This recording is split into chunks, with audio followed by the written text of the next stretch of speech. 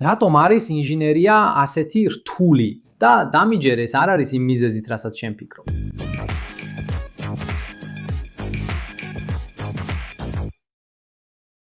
მეტი ვისაუბროთ ინჟინერიაზე. დღეს საუბარი შეეხება თემას, რომელზეც ბევრი საუბრობს, მაგრამ ცოტამ თუ იცის, რატომ არის ინჟინერიის წერის სწავლა ასეთი რთული. და რაც ყველაზე საინტერესოა, თავარი მიზეზი ზუსტად ის არ არის, რასაც ადამიანების უმეტესობა ფიქრობს. ყველა საუბრობს რთულ ამოცანებზე, უზარმაზარ ფორმულებზე, მაღალ მათემატიკაზე, მაგრამ თუ მხოლოდ ესაა, თუ სირთულე მხოლოდ მასალაშია. მოდით ნაწილებად განვიხილოთ, რადგან პასუხი ბევრად უფრო საინტერესოა და შესაძლოა უფრო ადამიანურიც, ვიდრე ერთი შეხედვით ჩანს. თავიდანვე შეუძლებელია უარყოფა. ინჟინერიას აქვს რეპუტაცია, რომ ერთ-ერთი ყველაზე რთული სპეციალობაა და მონაცემებიც ამას ნამდვილად ადასტურებს. სოფლიოში ინჟინერიის საბაკალავრო პროგრამები, როგორც წესი, იმ სპეციალებს შორისაა, სადაც საშუალო ქულები ყველაზე დაბალია და აუდიტორიიდან გარეთ სწავლის დატვირთვა ყველაზე მაღალია. მაგრამ რატო ხდება ასე? ნეტა მხოლოდ იმიტომ, რომ სადანი რთულია, თუ არის კიდევ რაღაც, რაც ამდენ ადამიანს ასე აშინებს. ზუსტად ეს არის ის საკითხი, რომლის განხილვაც დღეს მინდა. იდეა არ არის, რომ გული გაგიცრუოთ, არამედ დაგეხმაროთ, რომ ინჟინერია უფრო ნათლად დაინახოთ და რაც მთავარია, უკეთ მოემზადოთ. საუბრის ორგანიზებისთვის ამას სამ ძირითად მიზეზად დავყოფთ. თუ რატომ არის ინჟინერია უფრო რთული ვიდრე ჩანს. საუბრის ორგანიზებისთვის ამას სამ ძირითად მიზეზად დავყოფთ. თუ რატომ არის ინჟინერია უფრო რთული ვიდრე ჩანს. მენტალური მხარე, დროის მართვა და ცხოვრების სტილის ცვლილებები, რასაც ეს კურსი მოითხოვს. და უკვე წინასწარ გეტყვით, ადამიანების უმეტესობა მხოლოდ პირველ მიზეზს ხედავს, ხოლო დანარჩენი ორი სტუდენტებისთვის მოულოდნელი აღმოჩნდება. მოდით მენტალური მხარით დავიწყოთ. როდესაც ვინმე ინჟინერიაში სირთულეზე ფიქრობს, ჩვეულებრივ ახსენდება ისეთი საგნები, როგორიცაა მათემატიკური ანალიზი, ფიზიკა, მექანიკა, თერმოდინამიკა და რა თქმა უნდა ეს თემები ლოგიკურ აზროვნებას მოითხოვს. მაგრამ თუ ნამდვილი სირთულე მხოლოდ საგნის სირთულეშია, თუ კიდევ რაღაც უფრო ღრმა ხდება. ეს არის პირველი დიდი კითხვა, რადგან პრაქტიკაში არც კი არის საგნის სირთულე ის, რაც უმეტეს სტუდენტს ამარცხებს, ეს არის გონებრივი გამძლეობის უზარმაზარი მოთხოვნა. ეს არ არის მხოლოდ თეორიის გასაგებად, არამედ გრძელვადიანი სწავლა, პრაქტიკა, უნარების დახვეწა, სანამ ის იდეა საბოლოოდ ნამდვილად აზრს შეიძენს. და სწორედ აქ ჩნდება კითხვა, რომელსაც ბევრი არ სვამს. ქონდა უკვე ჩვევა, რომ 4, 5, 6 საათი ერთ საკითხზე კონცენტრირებულიყავი. ასეთი პრობლემა უნივერსიტეტში შესვლამდე, რადგან ადამიანების უმეტესობას ეს ჩვევა არ ქონდა და როცა პირველად აწყდებიან ამას, შოკი დიდია. twin-ი უბრალოდ არ არის მიჩვეული ასეთ უცხოეთ ძალისხმევას. ეს არ ნიშნავს, რომ ვინმე სულელია ან მათემატიკაში სუსტია. უბრალოდ twin-ი კუნთივით მუშაობს. მას სჭირდება ვარჯიში, დრო და გამეორება, რომ განძლეობა გაიზარდოს.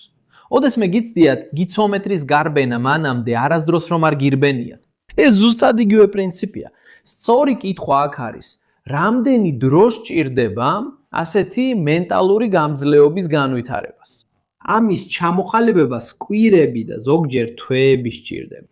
ამ პროცესის განმავლობაში ბევრი სტუდენტი, რომელსაც სკოლაში კარგი ნიშნები ჰქონდა, აღმოაჩენს, რომ პრობლემა ინტელექტში კი არა, არამედ ჩვევასა და მუდმივ ძალისხმევაშიაში. და ეს ბევრს ხსნის, განმარტავს ის თუ რატომ იღებენ ასე ძლიერ შოკს ის სტუდენტები, რომლებიც სკოლაში ყოველთვის გენიოსებად ითვლებოდნენ, როცა ინჟინერიას იწყებენ. მათ არასდროს დასჭირვებიათ ძალისხმევის ამდენი საათის განმავლობაში ზედიზედ შენარჩუნება.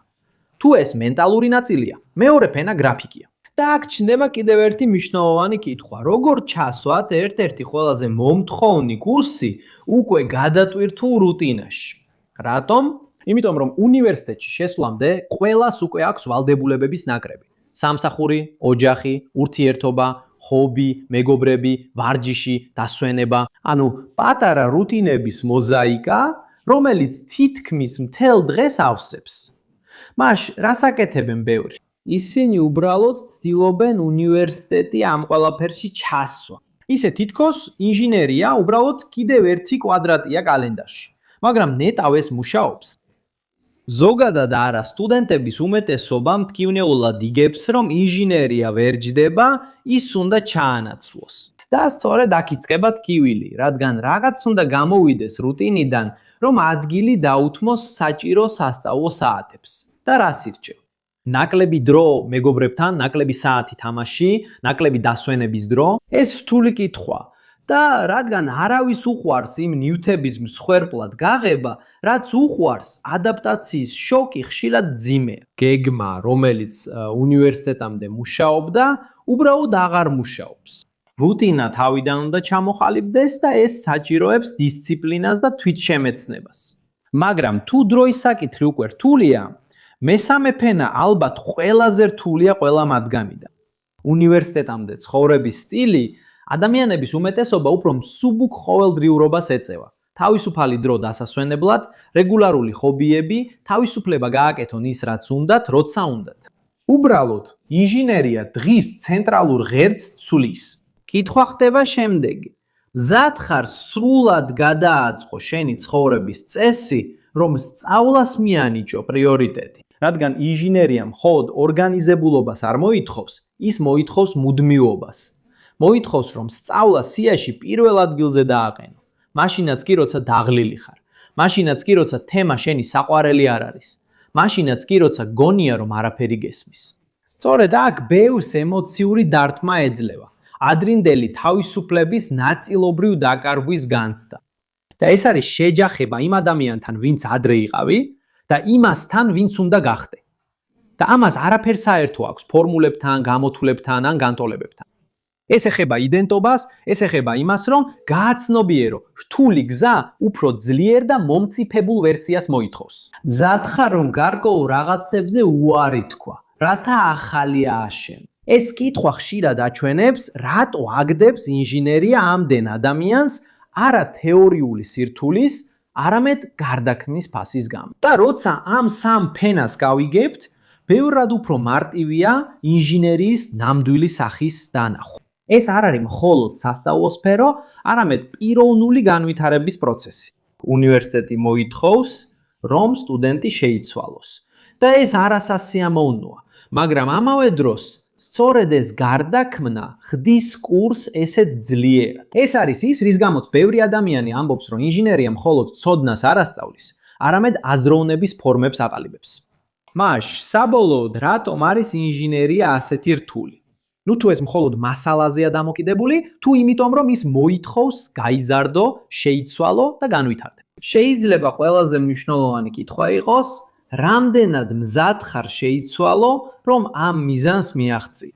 რადგან თუ არსებობს რამე, რასაც ინჟინერია ყოველდღე ამტკიცებს, ეს არის ის, რომ გზაზე სირთულეებია. ეს სწორედ ისაა, რაც გამზადებს იმ პროფესიონალად და იმ ადამიანად, ვინც მომავალში გახდება.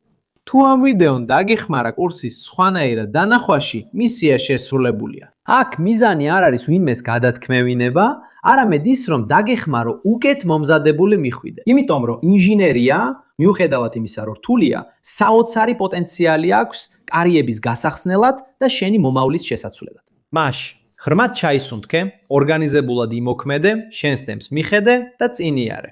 გზა რთულია, მაგრამ შედეგი ნამდვილად ღირს. თუ აქამდე მოხვედი და ვიდეო მოგეწონა, გამოიწერე არხი თუ ჯერ არ ხარ გამოწერილი, მოიწონე და გააქტიურე შეტყობინებების ზარი. თუ ჩვენი კონტენტი საინტერესო გეჩვენება, იფიქრე წევრობაზე, რომ დაგვეხმარო აქ პლატფორმაზე კონტენტის შექმნის გაგრძელებაში და ჩვენს ვიდეოებში მოგიხსენიოთ.